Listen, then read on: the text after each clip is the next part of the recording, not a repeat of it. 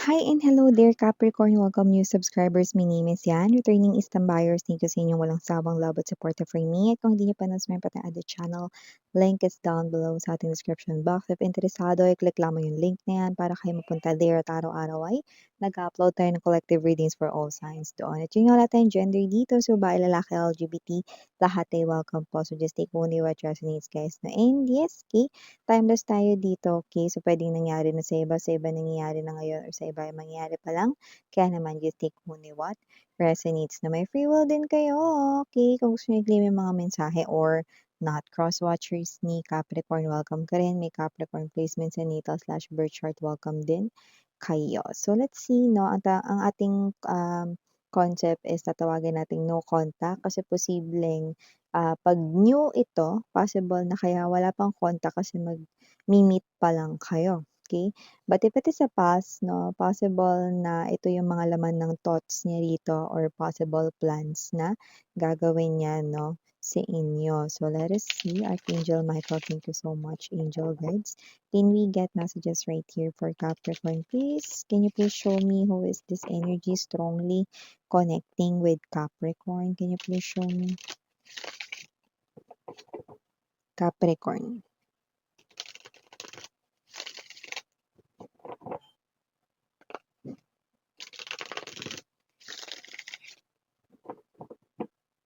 Okay, so Capricorn, let us see what do we have here for you guys, no? Let's see if it's past or new.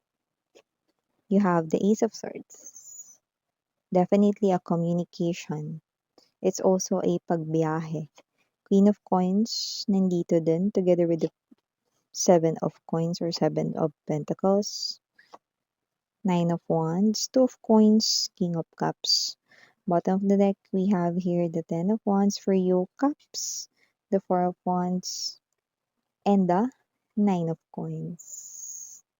Okay, Capricorn, definitely you're dealing here with someone who's past lover ninyo. This person right here is coming in, Ace of Swords right in here, no? Coming in with a confession, okay? And I'm also picking up, no, na there could be a third party interference way back, no? Pero nakita ko, ineliminate niya na yon. 9 is the strong number of singleness.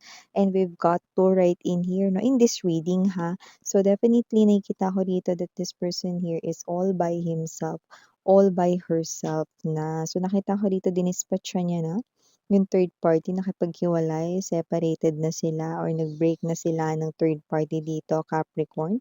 At kung sino man ito, on its way na to talk to you, definitely this person right here will confess everything, okay? And yeah, nakita ko dito na possible na nagsinungaling siya sa inyo. Wala rito yung Seven of Swords, but I'm seeing it in my vision right now.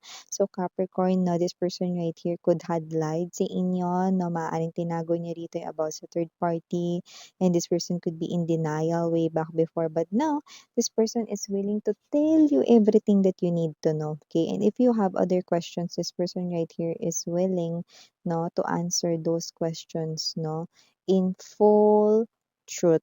Kaya naman, kinikita natin dito that this person, wala talagang room para magsinungaling siya rito dahil siya na mismo ang magsasabi sa inyo, okay, ng buong-buo. Okay? And with the Queen of Coins energy, I do see King of Cups right in here, no? Na-realize niya dito yung worth ninyo, no? Nung nakasama niya yung iba. So, nakita natin dito, no, na kayo talaga yung parang na-realize niya, no? Yung absence ninyo, na-realize niya kung gaano niya kayo ka-love. Yun yung lumalabas dito, Capricorn. Kung sino man tong energy na to, definitely an energy of full of regrets, no? And this person right here, no, yung true partnership, no, na bagay na trinay niya, no, na hanapin or makita sa iba is hindi niya nakita sa iba, no, bagkus this person right here, mas lalo lang niya ditong na-realize, no, na yung true partnership ay yung partnership niya with you.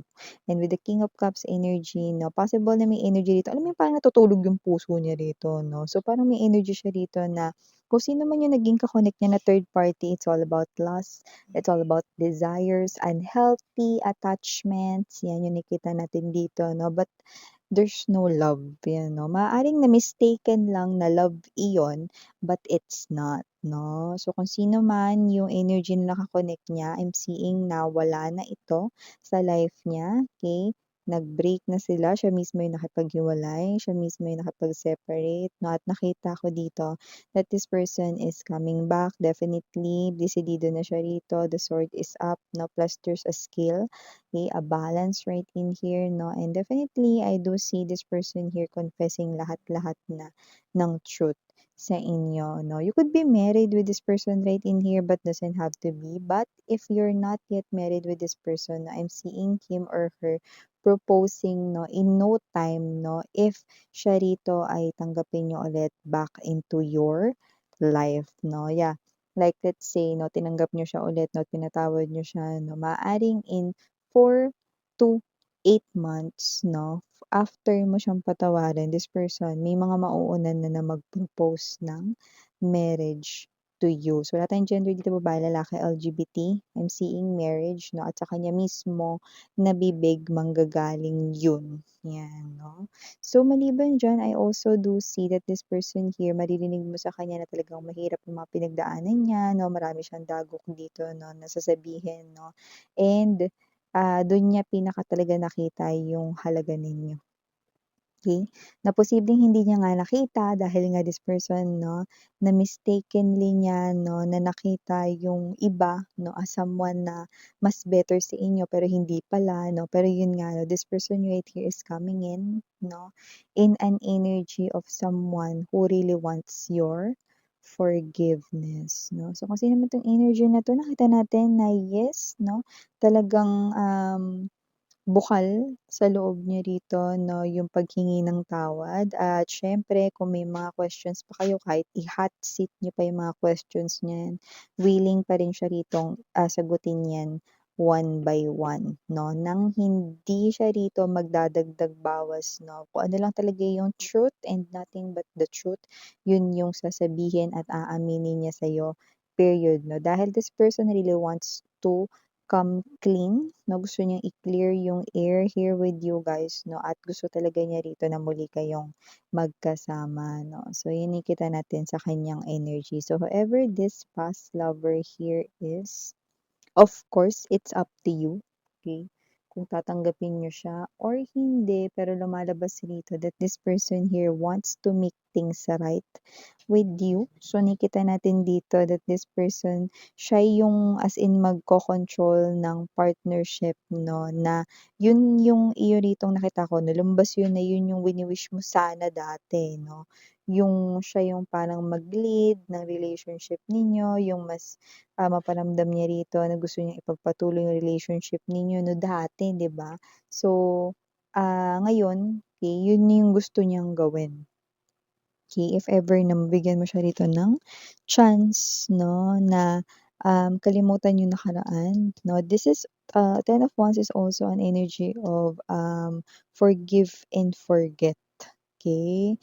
Let's start all over again 'no, yun ang nakikita natin dito 'no. Well, nakita ko naman 'no, na yeah, okey 'no, kasi as for his or her energy, this person is embodying this kind of energy na hindi niya kayo rito bibiguin if you will give him or her 'no, another chance 'no. Dahil 'pag nag-fail daw siya, siya na raw mismo ang lalayo ng tuluyan sa'yo and you can have his or her words, 'yan 'no, matibay talaga yung words niya na yun kaya nakikita ko rito na yun talaga yung tangi niyang pinanghahawakan 'no, at totoo naman 'no. So nakita natin dito 'no, na nakatulong din, may mga lumabas dito na mga other energies 'no, na, parang supporters mo, ang taray.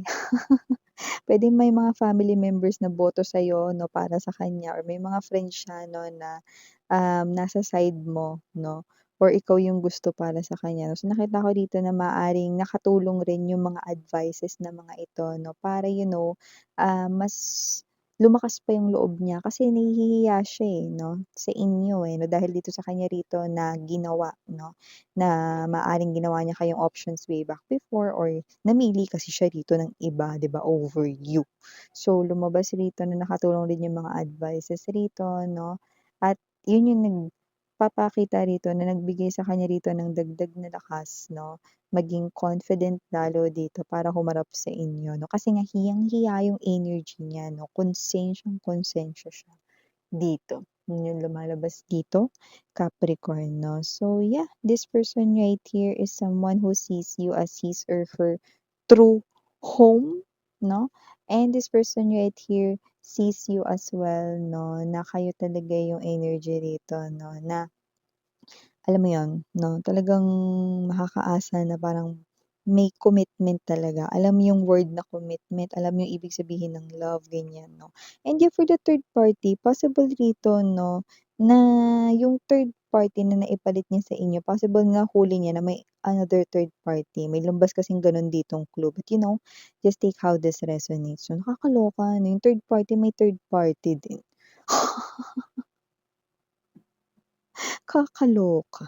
So, may gano'ng klase ng energy. Gano'n pa man, kay Capricorn, kung sino man itong past lover ninyo, OTW na, on the way na, no, o on its way na, papunta sa'yo. Yung iba kasi nasa malayo, kaya maaaring may energy dito na maaaring ilang araw bago siya dito makarating sa inyo, no? At yung iba naman may iniintay lang dito na maproseso. So, I don't know what that is. Might be ticket or application, no? At pagtapos nito, OTW na siya sa inyo. Yes, for the initials, yes, we do have, no? Apat lang nakikita ko, but you know, just take only what resonates, no? Okay? So, we have here the letter E, and dito rin ang letter O. Mawawala ba ang letter E? And last but not the least, we have here the letter N. So, yeah, might be initials ninyo, initials niya, just take only what resonates.